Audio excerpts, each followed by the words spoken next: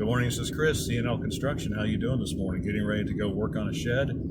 It's in pretty bad shape, and the owners don't want to spend a lot of money. In fact, they hardly want to spend any money at all. But having said that, I gave them a price that they could live with, and so one of the keys to getting the price as low as I could was to resaw some lumber. You know, resawing lumber is simply cutting lumber that you can get from a big box store or a lumberyard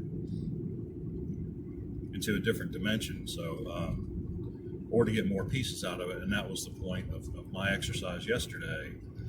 I wish I need to get a video camera so I can start doing some videos of what I'm doing. Yeah, because you can't really do it with a smartphone. But that'll come later. So what I did is I took some my first task was to take some 2x4s. And so I got the 2x4s, I got 4 of them, and I cut them long on the short side, right? So I had to cut them twice, had to make 2 passes. So now instead of one 2x4, I have 2 1x4s. And so that cut the cost for each corner of the shed. I needed some blocking at each corner, 2 pieces of wood of some sort or another.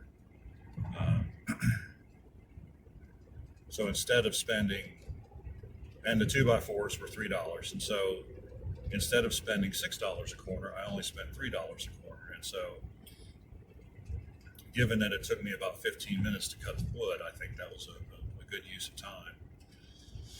The 2x6s were a bit more difficult because what I wanted to do was make 2 1x6s out of those. And in fact, I wanted to make 2 1/2 inch or 9/16 by 6 sixes. Excuse me. Coffee. Unfortunately, my circular saw does not cut deeply enough to do that on 2 cuts. And so I can make the 2 cuts, and then I'm left with about a 3/4 of an inch of material still holding the board together. And so I went through a little trial and error yesterday because I thought, well, I'll just take a handsaw. Well, the handsaw really didn't work very well. I think part of the reason was that I used southern yellow pine because I like southern yellow pine better as a material for siding and everything else. And so that's what this is being used for, siding. And so, you know, I think if I'd used spruce and made those cuts, that the saw would have, I mean, it wouldn't exactly have been a piece of cake, but it would have been much easier. Fortunately, if you've seen my videos from recent weeks, you've seen that I bought a Makita battery-operated reciprocating saw. And it had some pruning. I had bought some pruning blades for it. The pruning blade really didn't work very well. I guess it's not supposed to. But the saw did come with just a typical bimetal wood cutting blade, and so I put that to the test, and yeah, that worked really well. So, you know, like the total time to get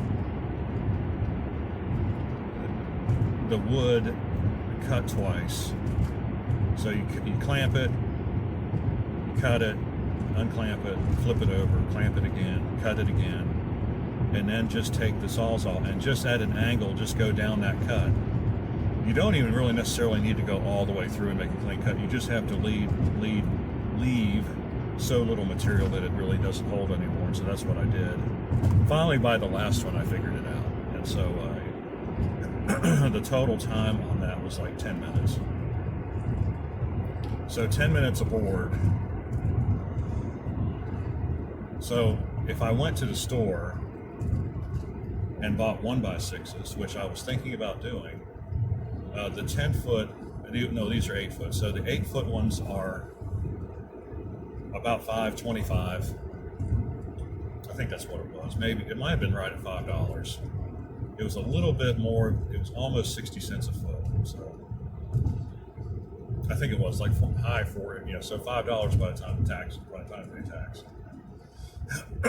Well, the 2x6s are $3.69, and so I got 2 pieces of wood for $3.69 instead of $8. And so, is that worth it? Well, if it only takes you 10 minutes, well, then I had to plane them down, which took another like a half an hour to do all 10 pieces. So it's kind of like borderline worth it, not worth it. But I think this time of the year, especially when work is a little bit slower and you have time to do stuff like that, and plus it was fun. I enjoyed it. I like planing down wood. Well, I used to like it a lot, and then I haven't done any woodwork in quite some time. It's just, I'm just starting my company back up. And so I had a planer that sat in my spare room for like 2 years because I had it in mind for a project, and then I never used it for that. And then, well, time gets away from you, right? But anyway, the whole point of the exercise is, instead of spending, if I had bought 10 pieces, it would have been $40. Instead, I spent $16, $18. So I saved $22. So, if I had to redo it today, which I do because I have to do some corner boards, if I can get that all done in an hour and I've saved $20, then that makes it worth my time. Yeah, it's $20 more in my pocket, and I got paid $20 an hour to do it. It's right there at home. I don't have to get in any big rush. What time is it? School zone. And so that was worth it. And so I was kind of wrestling. I've got some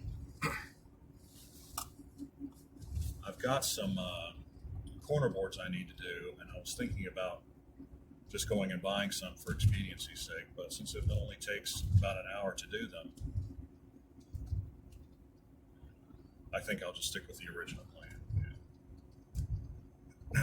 But it wasn't supposed to rain today, and of course now it is actually raining, which really irritates me because it was supposed to be really a nice day today. So we'll just see how it goes. Maybe it'll stop because it wasn't even supposed to rain until this afternoon. So anyway, the economics of it are, it's like if I was in a real hurry to do something,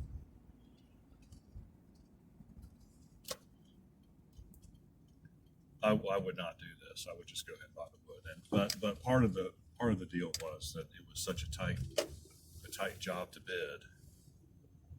I had to go the extra mile literally to get to work. And so, when you're just getting started out, and when somebody almost hits you coming out of their own driveway.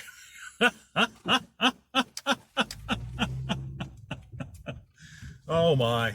I'm going to have to find a place to stack this wood that's not in the weather.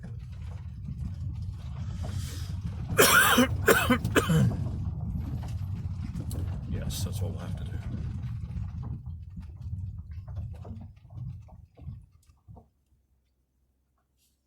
He's got it late.